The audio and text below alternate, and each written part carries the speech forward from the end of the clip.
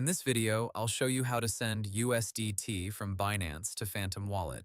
USDT can exist on different blockchains, so the most important part of this process is choosing the correct network.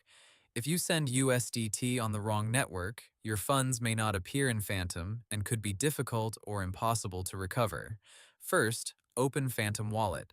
Make sure you are logged in and using the correct wallet account. Tap Receive, then search for USDT. Choose the version of USDT that matches the network you want to use.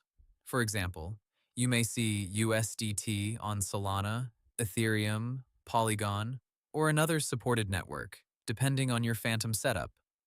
Once you select USDT, Phantom will show your receiving address. Copy the address carefully. Now open Binance and go to your wallet section.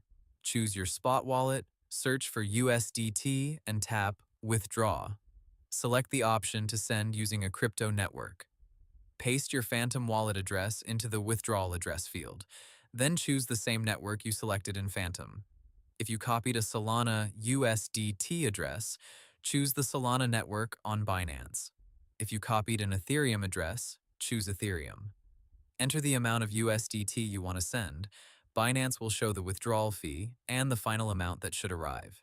Before confirming, review everything carefully. Check the address, token, network, and amount. For your first transfer, send a small test amount first. Once everything looks correct, confirm the withdrawal.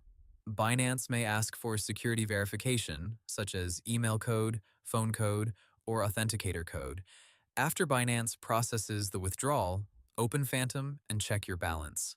If USDT does not appear immediately, refresh Phantom or make sure the correct network and token are enabled.